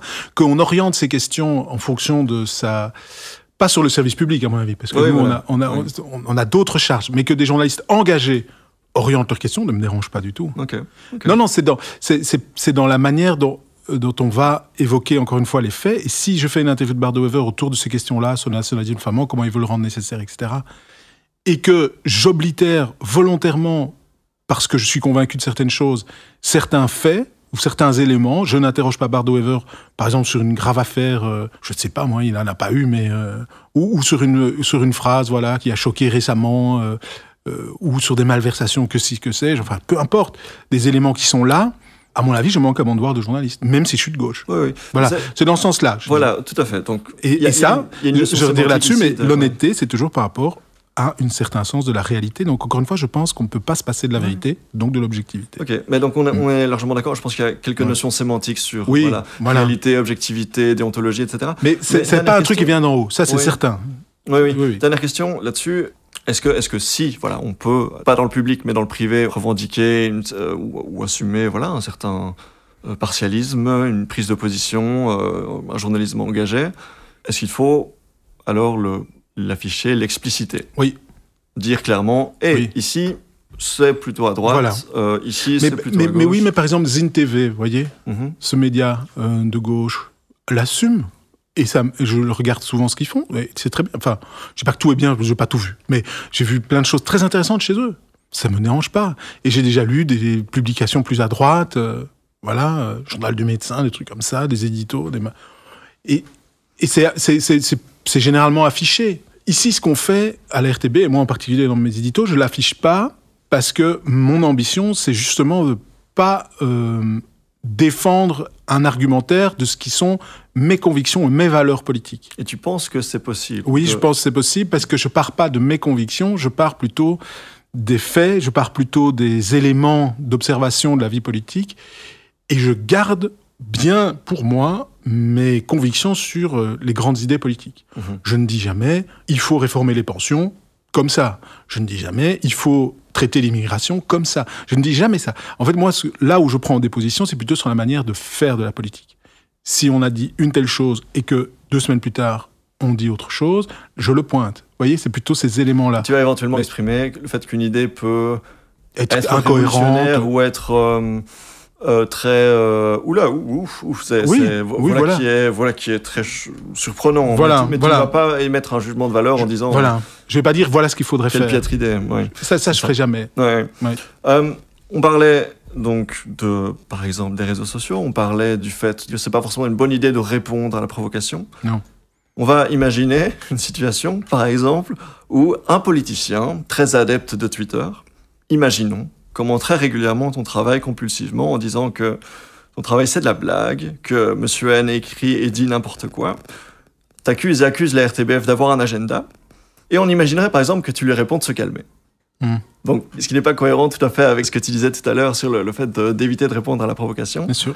Comment est-ce qu'on fait pour gérer une situation où un politicien et toi et la RTBF et ta rédaction entretiennent des relations tendues, voilà, en fonction des moments. Comment est-ce qu'on fait pour ensuite couvrir ça journalistiquement et voilà, tu parlais d'un certain détachement, rester factuel, etc. Comment est-ce qu'on fait pour faire la part des choses? Mais d'abord, j'ai pu, moi, au début de Twitter, répondre un peu. J'ai appris de ça. C'était il n'y a pas si longtemps. Hein, oui. 2021, je crois. Oui, voilà, c'est ça, c'est les dernières fois. Après, j'ai définitivement arrêté. Je ne réponds plus jamais à aucune provocation, que ce soit de politique ou une autre. Et depuis Musk, c'est devenu absolument un enfer. Parce que c'est le but même de Twitter, en particulier, de susciter ce genre de provocation. Et ce n'est un réseau qui n'est absolument pas fait pour susciter une vraie conversation ou une discussion ou un échange. C'est fait pour clasher et provoquer. Donc ça ne sert à rien. Donc j'ai arrêté complètement. Et donc tu me demandais la manière dont je traite ça. Je ne réponds pas. Je m'en fous. Oui, objectivement, je m'en fous. Et dès qu'il y a quelqu'un qui me provoque, je bloque. Parce que voilà, comme ça, j'ai pas de problème. Bon, mais donc pour revenir sur la question du... Et comment on fait pour travailler avec cet éventuel politicien avec qui faudrait vraiment médiatiquement alors que c'est tendu. Après, moi, j'ai des politiques à qui je ne parle pas.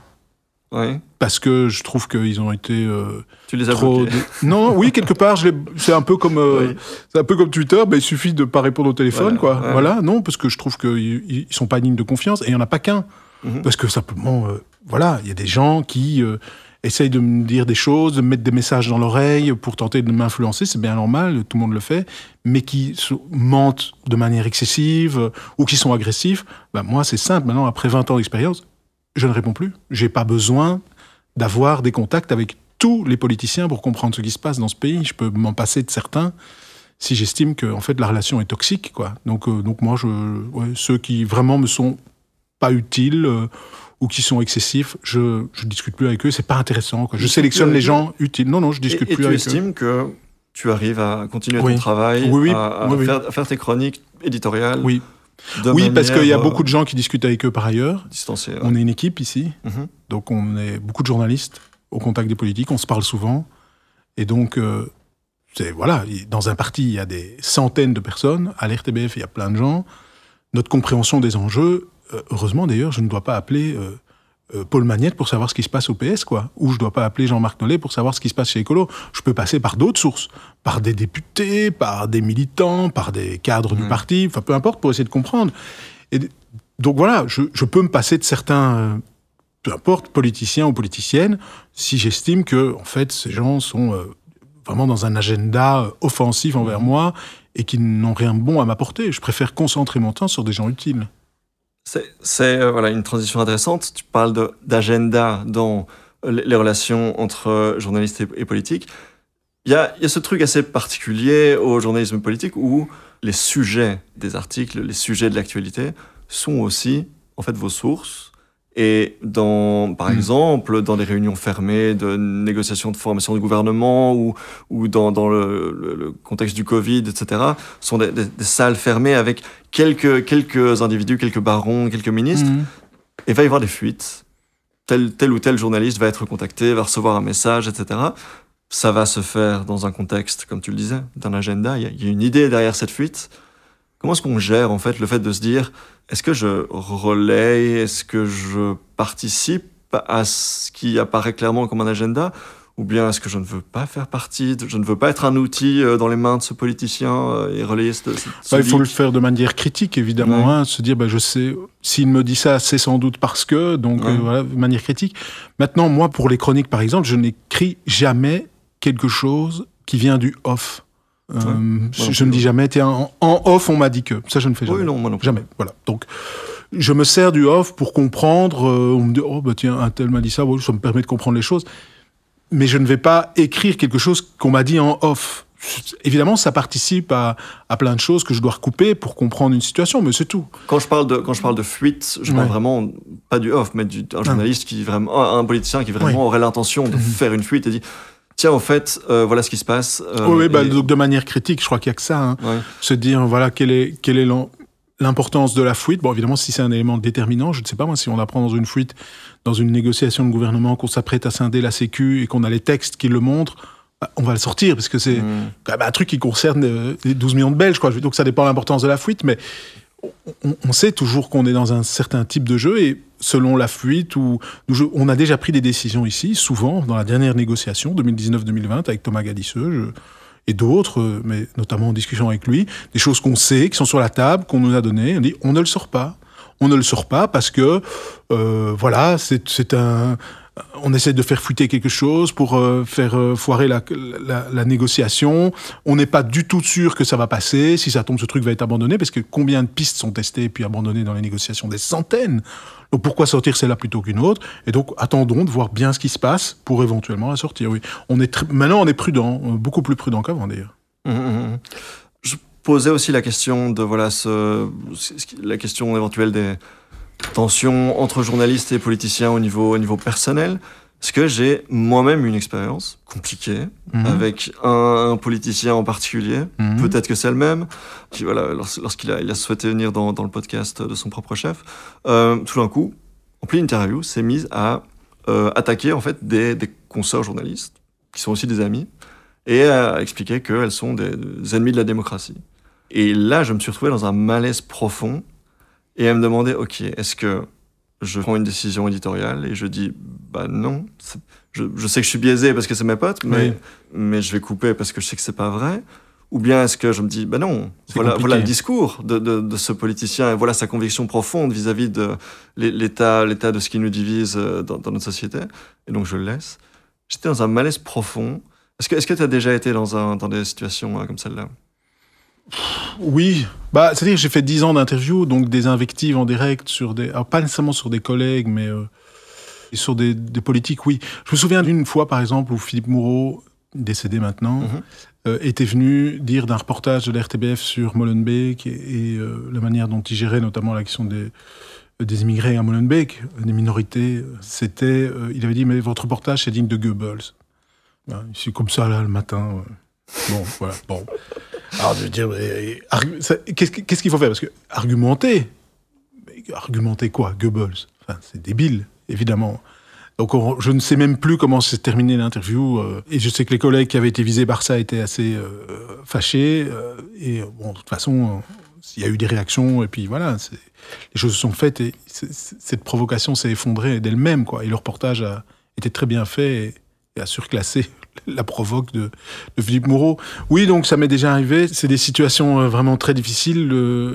C'est à ce moment-là que on souhaite parfois pouvoir arrêter les interviews. Quand elles sont en direct, c'est plus dur. Cela dit, j'en vois quand même peu de politiques qui attaquent frontalement des journalistes dans des interviews en direct. Ils le font généralement sur Twitter ou des choses comme ça. Dans des livres, parfois. Dans des livres, parfois, c'est vrai. Oui. Mais enfin, comparer, c'est toujours désagréable, mais comparer à ce qui se passe en France, aux États-Unis, on est quand même dans un autre monde ici en Belgique. Je veux dire, la violence des relations entre le politique et les journalistes aux États-Unis ou en France atteint quand même des sommets par rapport à ce qui se passe ici en Belgique. C'est de toute façon trop. Et moi-même, j'en étais victime. Mon intégrité a déjà été, vous avez repris des trucs sur Twitter, a déjà été attaquée plusieurs fois. Voilà, au début, je répondais, puis je réponds plus. Je pense qu'il commence à comprendre, ceux qui le font, que c'est inutile. J'ai bon espoir d'ailleurs que ce soit un mouvement de pendule, quoi, qui a un effet comme ça, d'aller-retour, puis qu'on revienne à un peu de calme, parce que c'est inefficace. Et je vois que le mouvement un peu de Trumpiste, de monter la population contre les journalistes qui a existé aux États-Unis, n'arrive quand même pas à prendre ici en Belgique francophone, en tout cas. C'est une très bonne question. C'était d'ailleurs le sujet de ta chronique ce matin, sur le wokisme, entre guillemets. Chaque fois que je dois dire ce mot, je dois un petit peu le vomir, tellement c'est un concept assez alt-right, assez trumpiste. Question très rapide là-dessus, on a bientôt terminé l'entretien. J'écoutais Jon Stewart qui a fait son retour dans le Daily Show aux États-Unis. J'écoute pas beaucoup. Ah voilà, mais j'adore Jon Stewart. Maintenant, c'est juste le lundi malheureusement, mais voilà. Et il commentait le fait que, par exemple, certaines figures de Fox News commençaient à dire beaucoup de bien de la Russie, de Vladimir Poutine. Et un ancien visage de Fox News, Tucker Carlson, est carrément parti faire un reportage et une interview de Vladimir Poutine où il chante la gloire du métro à Moscou et des supermarchés. La vie ici est formidable, vraiment. Si vous viviez ici, vous détesteriez les États-Unis. Enfin, ça allait assez loin dans le délire. Et le commentaire de Jon Stewart, c'était de dire qu'avant, on était dans la guerre froide, les tensions étaient intenses entre le bloc soviétique et le bloc américain, et qu'aujourd'hui, le capitalisme, le libéralisme dominent le monde, et que la nouvelle scission, c'est woke versus pas woke, et c'est là-dessus qu'il y a le plus de tensions, le plus de divisions. C'est là-dessus que les campagnes électorales jouent, sur ce sentiment de... Guerre culturelle. Guerre culturelle, le sol qui disparaît sous nos pieds et on perd nos repères, etc. Est-ce que tu partages cette analyse de Jon Stewart ? Alors, en tout cas, je remarque qu'il y a une tentative que le clivage soit celui-là, par une partie du spectre politique qui va de la droite conservatrice à l'extrême droite, parfois une droite démocratique aussi, c'est pas toujours le truc, mais effectivement qu'il y ait une volonté Les clivages politiques sont pas figés. Les divisions dans la société existent et les partis politiques ou toute une série de forces tentent de leur donner de la forme.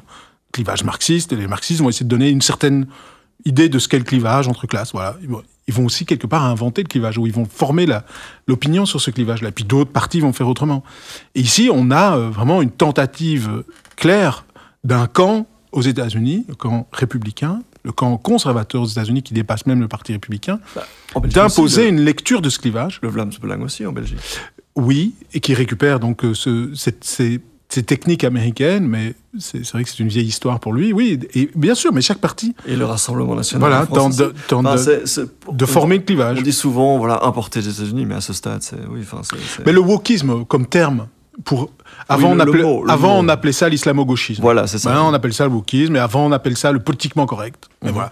Et il y a eu des générations, ou la bien-pensance, il y a eu des générations de termes qui habitent toujours la même chose. C'est cette idée, pour reprendre le terme de Finkielkraut, qui était donc un conservateur démocrate, qui dit « la France n'est plus la France ». C'est-à-dire, il y a quelque chose qui ne permet plus de définir notre identité. Notre identité est menacée. On perd nos repères. C'est ça, on perd nos repères, comme il disait très bien. Oui, alors ces partis tentent de le faire. Est-ce que c'est ça la réalité de ce qui se passe aujourd'hui dans la société ? Mais en fait, moi, je ne le sais pas. Moi, en tant que journaliste, ce n'est pas à moi de le dire. J'observe que ces débats ont lieu. Et c'est justement pour ça que Tucker Carlson n'est pas journaliste. Quand il va, en fait, parce qu'il n'a aucune volonté d'essayer de savoir ce que sont les faits. Il y va avec ses convictions. Oui. Voilà, il n'a aucune... Il sait parfaitement que les Russes ne touchent qu'un misérable salaire et qu'ils ne sont pas en mesure de vivre... Non, il n'a rien à foutre des faits. Voilà, c'est ça. Et donc voilà, je crois, encore une fois, on ne peut pas perdre de vue que notre idée, c'est d'essayer d'approcher les faits de manière objective. Il n'y a rien à faire, de respecter les faits, de respecter la vérité. Mais ça, on ne peut pas s'en sortir. Voilà, on parlait tout à l'heure du fait que le public se désintéresse de plus en plus de la politique, que ces histoires de BHV, ces histoires de négociation de budget, etc. J'ai interviewé il y a quelques mois Thomas Dermine, qui a fait donc un livre sur les rapports Wallonie-Flandre. Livre qui, donc, si tu l'as lu, très chiffré, beaucoup de notes en bas de page et beaucoup de références à des données statistiques, à des niveaux de vie, pouvoir d'achat, etc.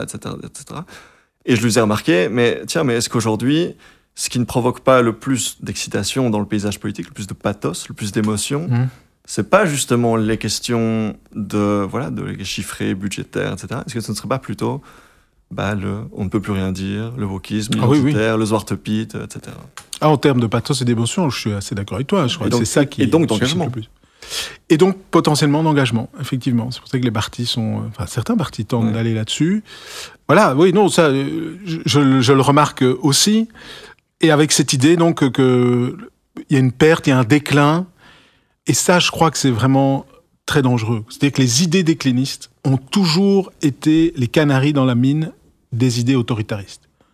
C'est-à-dire, si on pense qu'on est en déclin, si on pense qu'on est en train de se fourvoyer complètement, et que cette idée-là circule, qu'on va de mal en pis, c'est là qu'on a une opinion qui est prête à abandonner ce qu'elle a de plus précieux, sa liberté, pour se sortir du déclin. Ça, je crois vraiment que c'est dangereux. Enfin, l'histoire l'a montré à plusieurs reprises. Le déclin, c'est vraiment une technique, arriver à maîtriser le déclin pour imposer des points de vue autoritaristes ou antidémocrates. Moi, je ne crois pas du tout au déclin. Il y a évidemment des choses qui ne vont pas du tout. Mais on ne peut pas prendre des heures pour montrer qu'il y a des choses qui marchent mieux. Le droit des homosexuels, plein de choses, voilà. Et en fait, la discussion n'aurait pas de sens parce que vous prendrez chaque fois, vous, des choses qui vont moins bien, moi, des choses qui vont mieux, et puis on pourrait s'en sortir comme ça sans se dire. Et donc, le déclin, c'est pas tellement des faits, c'est un récit. C'est un narratif. Mais basé sur quoi, en fait? Basé sur toute une série de faits qu'on sort et qu'on isole d'autres faits de manière arbitraire pour donner corps à un récit, à un narratif. Et ça, le récit et le narratif, c'est des groupes de pression, des gens qui sont convaincus, des militants. Il n'y a pas de réalité de ça. Ils sont matrixés, oui. C'est-à-dire que le journaliste ne peut pas prendre position en disant « c'est vrai, il y a un déclin ». Non, c'est un récit, c'est un narratif. On ne doit pas participer ni à ce narratif-là, ni au narratif marxiste d'ailleurs. Enfin, je veux dire, dans les deux sens.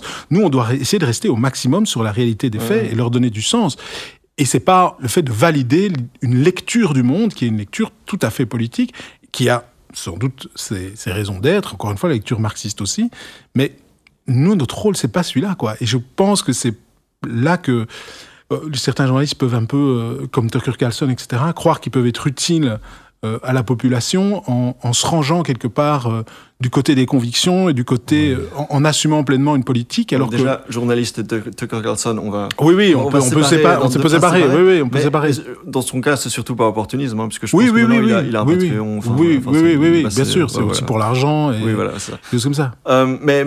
Bon, j'arrête pas de dire qu'on approche de la fin de l'entretien, mais la question donc du rôle du journalisme dans éviter de tomber dans le déclinisme, etc. La ligne éditoriale d'une matinale, par exemple, sur la première, c'est aussi un exercice de journalisme, un exercice de à qui est-ce qu'on donne la parole dans le parti pris, etc. C'est un exercice difficile. Ce n'est pas toi qui en a la charge, je pense. C'est une équipe. Voilà, c'est une équipe.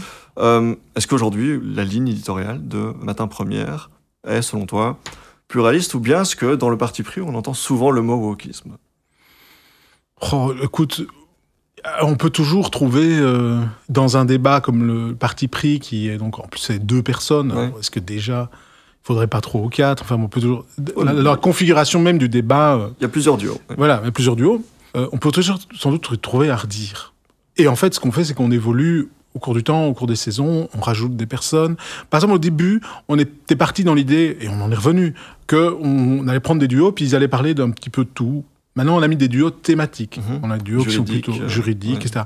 Ce qui permettent d'être beaucoup plus précis, d'être beaucoup plus justes. Là, l'ambition, c'est d'avoir un débat sur les valeurs, un débat sur les lectures de la société qui peut s'échanger. Donc ça, c'est vraiment plutôt aussi le média comme plateforme qui permet de donner de la diversité des opinions. Donc effectivement, on a une diversité d'opinions, on a des gens de gauche, on a des gens de droite, on a des femmes, on a des hommes, on essaye. Et c'est sûr que la représentation n'est pas parfaite et qu'on pourrait facilement nous dire, tiens, il manque de tel type de sensibilité ou des choses comme ça. Et il faudrait sans doute alors pouvoir l'étendre. Maintenant, le problème, c'est que dans le dispositif, on a 5 jours, 5 duos. C'est vraiment difficile de pouvoir... Voilà, c'est un exercice compliqué, mais... Non, moi je trouve pas qu'on entend trop le mot wokisme. Non. C'est un sujet. Après, voilà, on a chacun nos opinions par rapport à ça. C'est un sujet qui fait débat. Et je pense que quand même, quand on en parle dans le parti pris, ça permet de déconstruire aussi certains mots, certaines choses de manière efficace. Si on choisit de le faire. Si on choisit de le faire. Donc la toute dernière question, puisque voilà, cette fois on va vraiment mettre fin à l'entretien. Je te remercie encore, Bertrand. On observe que beaucoup de figures connues du public reçoivent des offres de la part des partis pour devenir des têtes de liste. Je pense à des Marc Isaïe, à des Anne Delvaux, à des Jean-Claude Defossé, à des Olivier Marois. Je devine que tu as dû en recevoir des tonnes au fil des années. Pourquoi est-ce que tu ne les as jamais acceptés? Est-ce qu'un jour tu les accepteras? Eh ben, j'ai jamais reçu. Tu n'as jamais reçu? J'ai reçu pas mal de demandes d'emploi dans les entreprises privées ou dans des cabinets, etc.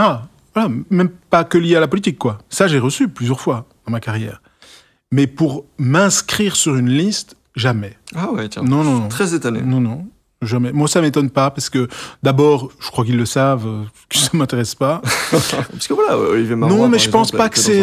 pas tellement différent du tien. D'abord, alors, il y a un truc. Avec la télé, peut-être? Voilà. La radio, ma foi. T'es plus un homme de radio. La radio, ma foi, ça ne rapporte pas des voix, quoi. Ils doivent se dire. Donc, ils cherchent, généralement, quand ils font ça, ils cherchent de la visibilité, pas de la crédibilité. Ils cherchent des gens visibles. Julie Taton. Voilà. Énergie, mais voilà, radio, c'est des gens visibles. Énergie, c'est de la radio. Julie Taton. Ouais, non, mais Julie Taton, elle a une image médiatique très forte, parce toi, qu'elle a fait de la télé, aussi, etc. Oui, mais peu visible. Tu mets ma tête sur une affiche, il n'y a pas la moitié... Même pas. Les 90% des francophones qui reconnaissent qui c'est. Puisque je suis une voix, quand même, plutôt qu'une... Mais les partis cherchent de la visibilité quand ils font ça, quand ils vont chercher ces candidats. Pas des gens crédibles. Donc, pour la visibilité, il y a mieux que moi, quoi. Voilà, je pense que c'est clair. Donc, tu vas rester à l'RTBF. Et on en est ravis. Oui. Merci beaucoup, Bertrand, pour ces un peu plus que 70 minutes passées avec moi. Et si ça tombe dans un an, je suis parti, quoi. Sur une liste. Voilà, tout ça est sur la cassette. Tout ça est enregistré. Je te remercie pour cet entretien et je te remercie aussi pour ton travail. Je suis très fidèle auditeur de tes chroniques et de l'Histoire continue aussi, avec Hélène Maquet. Tous les samedis. Je te remercie pour la qualité de ton travail et je vous dis à très bientôt. Merci de l'interview. Au revoir. Au revoir.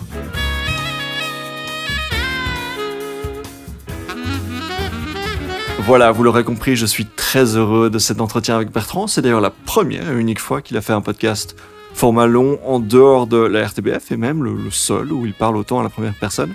J'espère que ça vous a plu. Vous pouvez évidemment retrouver ses chroniques matinales et son émission L'Histoire continue en duo avec Hélène Maquet, formidable Hélène Maquet, en podcast. J'ai mis les liens en description. J'en profite aussi pour mentionner le fait que j'ai fait un passage télé dans l'émission Déclic de l'RTBF, le même jour que mon interview avec Bertrand. Voilà, j'ai profité de mon passage à Reyers. C'était pour parler d'autisme. J'ai mis les liens en description. C'était terriblement court, par contre. Seulement 9 minutes. J'ai même pas eu le temps de plugger mon podcast. Mais voilà, je pense que j'ai réussi à faire passer le message. Et ça, c'est le principal. Si vous découvrez 70 minutes avec aujourd'hui, n'hésitez pas à remonter dans le temps et à vous abonner sur votre plateforme de podcast préférée. Vous pouvez écouter mon interview avec Alice Coffin, d'ailleurs. Si vous voulez un point de vue radicalement opposé. J'ai adoré cet épisode aussi. Comme quoi, je ne suis qu'amour. Un grand merci à Mathieu pour son aide sur cet épisode et je vous dis à très bientôt.